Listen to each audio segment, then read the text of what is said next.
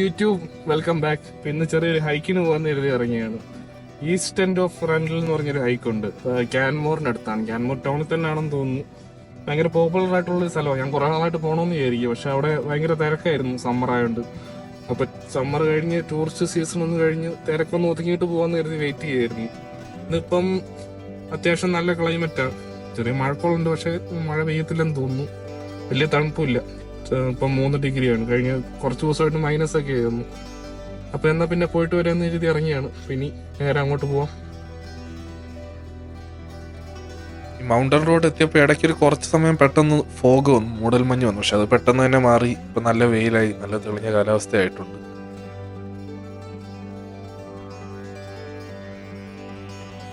ഏകദേശം 1 മണിക്കൂർ ഡ്രൈവ് കൊണ്ട് ക്യാൻമോർ എത്തി. അധികം ട്രാഫിക്കും കാര്യങ്ങളൊന്നും ഇല്ലായിരുന്നു. ഈ റോക്കി മൗണ്ടൻസിനോട് ചേർന്ന് കിടക്കുന്ന ഒരു ചെറിയ ടൗണാണ്. മുമ്പ് ഈ വഴി പലപ്പോഴും വന്നിട്ടുണ്ട്. ഒരു വീഡിയോയിൽ ഈ സ്ഥലം കാണിച്ചിട്ടുണ്ട്. ഇതിന് തൊട്ടടുത്ത് തന്നെയാണ് ഈ ഹൈക്കിങ്ങിന് പോകുന്ന സ്ഥലം. ആ കാണുന്ന ഏതോ ഒരു മലയുടെ മുകളിലാണ്. കറക്റ്റായിട്ട് അറിയില്ല, അടുത്തേലും അറിയാം. എൻ്റെ ഹൈക്കിംഗ് ഷൂസ് അത്ര നല്ലതല്ലായിരുന്നു. അപ്പം മലയുടെ മുകളിൽ എന്തായാലും ഐസ് കാണാൻ സാധ്യതയുണ്ട്. അപ്പം ഞാൻ വരുന്ന വഴി ഹൈക്കിംഗ് ഷൂസ് വാങ്ങാൻ വേണ്ടി നിർത്തി. അവിടെ കുറച്ച് ടൈം പോയി. ഇപ്പം ഞാൻ ഉദ്ദേശിച്ച സമയത്ത് ഇവിടെ എത്തിയില്ല, ഒരല്പം ലേറ്റായി. ഇപ്പം വിൻ്റർ ആയതുകൊണ്ട് പെട്ടെന്ന് ഇരുട്ടും. ഒരു 5 മണിയൊക്കെ ആകുമ്പോഴത്തേക്ക് നല്ല ഇരുട്ടാവും. അതിനു മുമ്പ് കയറിയിട്ട് വരണം. ഞാൻ മുൻപ് ഇതുവഴി വരുമ്പോൾ ഈ ലേക്കിലൊക്കെ മുഴുവൻ ആൾക്കാരായിരുന്നു, കയാക്കിംഗ് ഒക്കെ ആയിട്ട്. ഫുൾ ഫാമിലീസൊക്കെ ആയിരുന്നു സമ്മറിൽ. ഇപ്പം ആരുമില്ല. ഇന്ന് ഞായറാഴ്ചയാണ്, പക്ഷെ എന്നിട്ടും ആരുമില്ല. ഇവിടെ വരെ ഉള്ളു ടാറിട്ട റോഡ്. ഇവിടുന്ന് അങ്ങോട്ടുള്ള റോഡ് പേയ്മെൻ്റ് ഇല്ല, ഫുള്ള് കുണ്ടും കുഴിയുമാണ്. ഇതുപോലുള്ള റോഡിൽ കൂടെ ഓടിക്കുമ്പോൾ ഒരു സിമ്പിൾ ടിപ്പ്: ട്രാക്ഷൻ കൺട്രോൾ ഉള്ള വണ്ടിയാണെങ്കിൽ, ഇപ്പോൾ എല്ലാ വണ്ടിക്കും ഉണ്ട്, അത് ഓഫ് ചെയ്തിടുന്നതാണ് നല്ലത്. ഇല്ലെങ്കിൽ വീല് സ്ലിപ്പ് ആകുമ്പോഴത്തേക്കും പവർ കട്ട് ചെയ്ത് കയറത്തില്ല. ട്രാക്ഷൻ കൺട്രോൾ ഓഫ് ചെയ്ത് നമുക്ക് പെട്ടെന്ന് കയറി പോവാം. അപ്പം അതുപോലെ ഗൂഗിൾ മാപ്പ് വഴി തെറ്റിച്ചു. വഴിയുടെ നടുക്കെത്തിയപ്പോൾ യു ഹാവ് അറൈവ്ഡ് എന്ന് പറഞ്ഞു. പിന്നെ പാർക്കിങ്ങിലോട്ട് കണ്ടുപിടിക്കാൻ കുറച്ച് പാടുപെട്ടു. പിന്നെ ഇവിടെ വണ്ടി നിർത്തി യു ടേൺ എടുത്ത് ഏറ്റവും അടുത്തുള്ള പാർക്കിങ്ങിലോട്ട് വണ്ടി ഇട്ടിട്ട് നടക്കാമെന്ന് കരുതി. ഈ റോഡ് ചെറിയൊരു ചുരം കയറുന്ന പോലെ, അത്ര എലിവേഷൻ ഇല്ല, എങ്കിലും പതുക്കെ കയറ്റം കയറി. അപ്പോൾ തിരിച്ചിറങ്ങുമ്പോൾ താഴെ റൈറ്റ് സൈഡിൽ താഴെ നല്ല വ്യൂ ആണ്.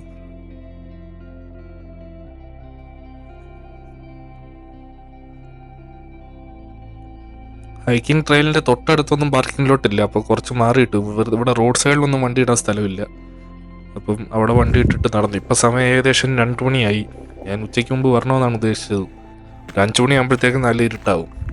എന്തായാലും അതിന് മുമ്പ് ഫുള്ള് കംപ്ലീറ്റ് ചെയ്യാൻ പറ്റുമെന്ന് തോന്നുന്നില്ല. എങ്കിലും പോകാൻ പറ്റുന്നിടം വരെ പോയിട്ട് തിരിച്ചു വരാമെന്ന് കരുതി. ഇവിടെ അത്യാവശ്യം തണുപ്പുണ്ട്. കറക്റ്റ് അറിയില്ല, എങ്കിലും ഏകദേശം ഒരു 0 അല്ലെങ്കിൽ ജസ്റ്റ് ബിലോ 0 ആയിരിക്കും. അപ്പം മുകളിലോട്ട് പോകുമ്പോൾ എന്തായാലും തണുപ്പ് കൂടാൻ ചാൻസ് ഉണ്ട്. ഇത് ചെറിയൊരു ഡാം ആണെന്ന് തോന്നുന്നു കണ്ടിട്ട്. വരുന്ന വഴി അവിടെ ചെറിയൊരു ആർച്ച് പോലെ കണ്ടു. ഇത് ഇറിഗേഷനാണോ ഇലക്ട്രിസിറ്റിക്കാണോ എന്താ പർപ്പസ് എന്നറിയില്ല. കണ്ടിട്ട് ചെറിയൊരു ഡാം പോലെ ഉണ്ട്. ഈ റോഡിൻ്റെ അപ്പുറത്താണ് ഹൈക്കിംഗ് ട്രെയിൽ, ചെറിയൊരു ട്രെയില്.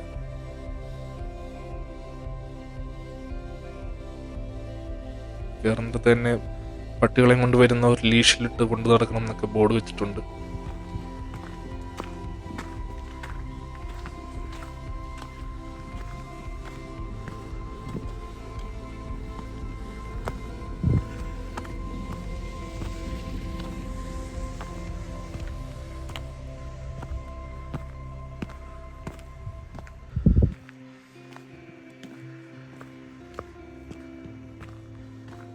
കയറി തുടങ്ങുമ്പോൾ തന്നെ കണ്ടത് ഇങ്ങനൊരു ബോർഡ്. അല്ലാത്ത ബോംബും എല്ലാം കണ്ടാൽ സൂക്ഷിക്കണം എന്ന് വിളിച്ചറിയിക്കാൻ ഒരു നമ്പറും താഴെ വെച്ചിട്ടുണ്ട്. അപ്പോൾ അത് ഞാൻ വിചാരിച്ചു പണ്ടെങ്ങാനും വല്ല യുദ്ധത്തിൻ്റെ സമയത്ത് വല്ലോ പരീക്ഷിക്കാനോ വല്ലോ ഇട്ട ബോംബും എല്ലാം ബാക്കി കിടക്കുന്നതാണ്. യൂറോപ്പിലൊക്കെ അങ്ങനെ ഉണ്ടെന്ന് കേട്ടിട്ടുണ്ട്. പക്ഷെ എന്താണെന്നറിയാൻ ഞാൻ പിന്നെ ഗൂഗിൾ ചെയ്ത് നോക്കി. അപ്പോൾ ഇവിടെ വിൻ്ററിൽ അവലാഞ്ച് കൺട്രോൾ ഉണ്ട്. അവലാഞ്ച് എന്ന് പറഞ്ഞാൽ നമ്മൾ മണ്ണിടിച്ചിൽ പോലെ മഞ്ഞ് ഇടിയുന്നത്. അപ്പോൾ അത് തന്നെ ഇടിയുന്നതിന് മുമ്പ് കൺട്രോളായിട്ട് നടത്തും. റോഡൊന്നും തകരാതിരിക്കാൻ വേണ്ടി മഞ്ഞ് കൂടുമ്പം ബോംബ് വെച്ച് പൊട്ടിച്ച് മാറ്റും. അതിനുവേണ്ടി ഉപയോഗിക്കുന്ന ബോംബാണെന്ന് പിന്നെ ഗൂഗിൾ നോക്കിയപ്പോൾ മനസ്സിലായി. ഇവിടെ അത്യാവശ്യം തണുപ്പുണ്ട്. ടെമ്പറേച്ചർ എത്ര എക്സാക്ട്ലി അറിയില്ല, നെറ്റില്ലാത്തൊന്നും നോക്കാൻ പറ്റുന്നില്ല. എന്തായാലും ക്യാപ്പൊക്കെ വെച്ച് ജാക്കറ്റൊക്കെ ഇട്ട് പയ്യെ നടക്കാം. ഇവിടുന്ന് മുകളിലോട്ട് തന്നെ അത്യാവശ്യം ഐസുണ്ട്. സ്നോ ഇല്ല. സ്നോയേക്കാളും ബുദ്ധിമുട്ട് ഐസാണ്. നല്ല സ്ലിപ്പറി ആയിരിക്കും. ഷൂസ് വാങ്ങിയത് എന്തായാലും നന്നായി. ഞാൻ ഹൈക്കിംഗ് സ്റ്റിക്ക് എടുക്കാൻ മറന്നല്ല, വേണ്ടെന്ന് വെച്ചതാണ്. പക്ഷെ അത് മണ്ടത്തരമായി പോയി. ഐസിൽ അത് വളരെയധികം പ്രയോജനം ചെയ്തേനെ. ഇനിയിപ്പോൾ എന്തായാലും മുന്നോട്ട് പോകുക തന്നെ, വേറെ വഴിയില്ലല്ലോ. എനിക്കൊരു അബദ്ധം പറ്റിയത് ഞാൻ ഗ്ലൗസ് എടുക്കാൻ മറന്നുപോയി. അത് വളരെ അത്യാവശ്യമല്ലേ, കൈ ഫ്രീസാകും. പിന്നെ എന്തായാലും വന്ന സ്ഥിതിക്ക് പോവാം. ഗ്ലൗസ് അത്ര അത്യാവശ്യം വരില്ല എന്ന് പ്രതീക്ഷിക്കാം. ഈ ഐസ് വളരെ ബുദ്ധിമുട്ടാണ്. കയറുമ്പോൾ വലിയ കുഴപ്പമില്ല, പക്ഷെ ഞാൻ തിരിച്ചിറങ്ങിയപ്പോൾ 3 തവണ വീണു. സ്ലിപ്പായി എത്രയൊക്കെ ശ്രദ്ധിച്ചാലും സ്ലിപ്പാവും. ഐസിൽ നടക്കുമ്പോൾ ട്രാക്ഷൻ കിട്ടാൻ വേണ്ടി ഷൂസിനടിയിലിടുന്ന സ്പൈക്ക് പോലുള്ള സംഭവമൊക്കെ ഉണ്ട്. അത് ഞാൻ എടുത്തില്ല, അതിൻ്റെ ആവശ്യം വരുമെന്ന് കരുതിയില്ല, പക്ഷെ ഉണ്ടായിരുന്നത് നന്നായിരുന്നു.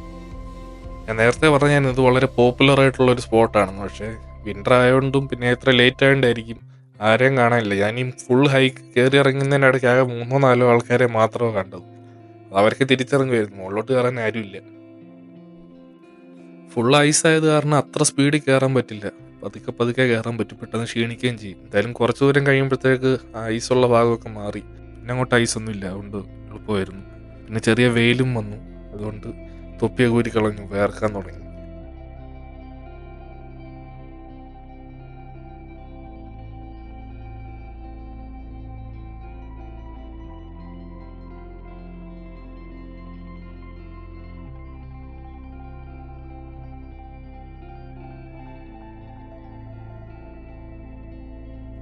കുറച്ചു ദൂരം നടന്നപ്പോൾ തന്നെ നല്ല വ്യൂ ഉള്ള സ്ഥലങ്ങളെത്തി. ഒരുപാട് മഞ്ഞൊന്നുമില്ല, മലയുടെ മുകളിൽ മാത്രം മഞ്ഞുണ്ട്. മൊത്തത്തിൽ നല്ല ഭംഗിയുണ്ട് ഇവിടുന്ന് തന്നെ കാണാൻ. നമ്മൾ വന്ന റോഡൊക്കെ സൈഡിൽ കാണാം, ആ വഴിയാണ് വന്നത്.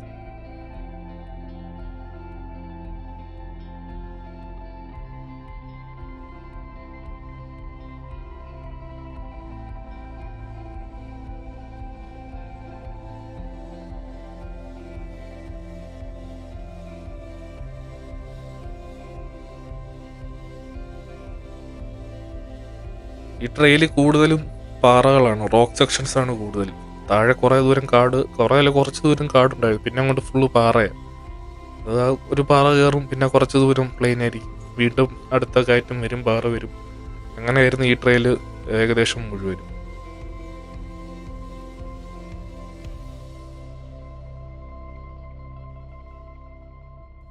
ഇവിടെ വഴി കണ്ടുപിടിക്കാൻ കുറച്ച് പാടാണ്, പ്രോപ്പർ ട്രെയിൽ കണ്ടുപിടിക്കാൻ പാടാണ്. അതുകൊണ്ട് ഞാൻ മാപ്പ് ഓൾറെഡി ഡൗൺലോഡ് ചെയ്തിട്ടുണ്ടായിരുന്നു, അത് നോക്കിയാൽ നടക്കുന്നത്. ഈ വഴി വേണമെങ്കിൽ സൈഡിൽ കൂടെ ആ പാറയുടെ മുകളിൽ കയറി അങ്ങനെയും പോവാം, പക്ഷെ അത് കുറച്ച് പാടായതുകൊണ്ട് ഞാൻ ഇതുവഴി ചുറ്റിപ്പോവാന്ന് കരുതി. കുറച്ച് സമയം കൂടുതൽ എടുക്കുമെങ്കിൽ എഫോർട്ട് കുറച്ച് മതി, എളുപ്പമായിരിക്കും. പിന്നെ മുന്നോട്ട് പാറ തന്നെ, ബാക്കിൽ നല്ല വ്യൂ. ഞാൻ നടന്ന് ക്ഷീണിക്കുമ്പം കുറച്ച് നേരം വ്യൂ ഒക്കെ കണ്ട് അവിടെ ഇരുന്ന് ക്ഷീണം മാറിയിട്ട് ബാക്കി നടക്കും. അങ്ങനെ മെല്ലെ മെല്ലെ കയറി.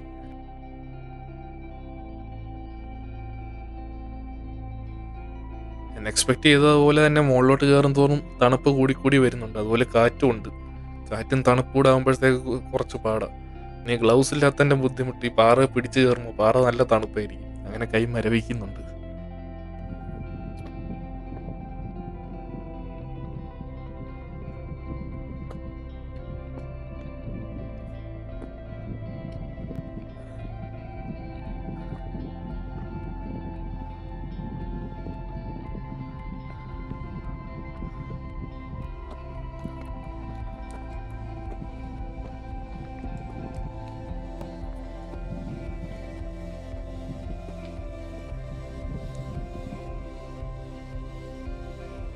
ഏകദേശം പകുതി ദൂരം എത്തുമ്പോൾ ഇവിടെ ഒരു കിടിലൻ വ്യൂ പോയിന്റ് ഉണ്ട്. ഒരു രക്ഷയില്ലാത്ത വ്യൂ ആണ് ഇവിടെ.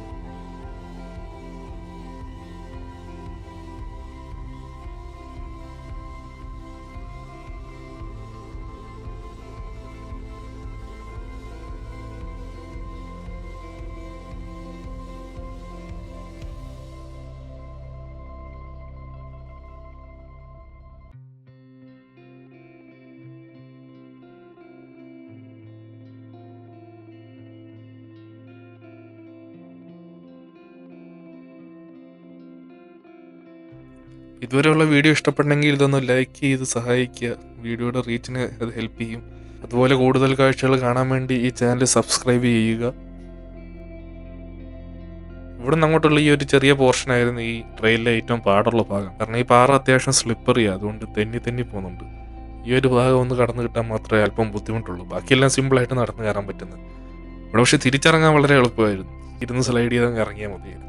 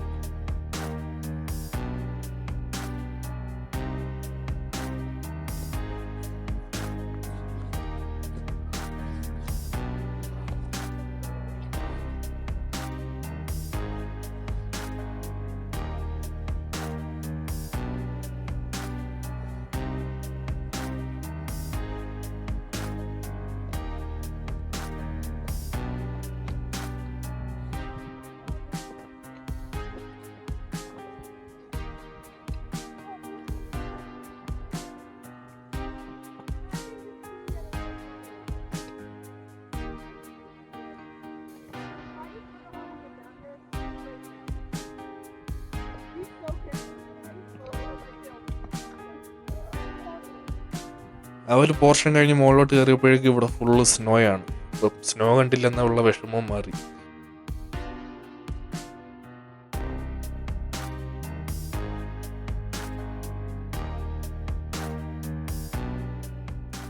ആ കാണുന്ന പാറയുടെ മുകളിലോ അതിനപ്പുറത്തോ മറ്റോ ആണ് ഈ ട്രെയിലിന്റെ എൻഡ്. ഇവിടെ നിന്ന് അങ്ങോട്ടുള്ള പോർഷൻ ഫുള്ള് സ്നോ കവേർഡ് ആണ്. ഈ വർഷം കമ്പാരിറ്റീവ്ലി സ്നോഫോൾ കുറവായിരുന്നു. കഴിഞ്ഞ വർഷം ഒക്ടോബറിലൊക്കെ അത്യാവശ്യം സ്നോ ഉണ്ടായിരുന്നു. ഇവിടുന്ന് മുന്നോട്ടുള്ള പോർഷൻ സ്നോ ആണെങ്കിലും എളുപ്പമായിരുന്നു, കാരണം വലിയ കയറ്റമൊന്നുമില്ല, ഏകദേശം നിരപ്പായിട്ട് കിടക്കുക. അതുകൊണ്ട് വലിയ ബുദ്ധിമുട്ടില്ല, അത്യാവശ്യം പെട്ടെന്ന് തന്നെ നടന്നു നീങ്ങി.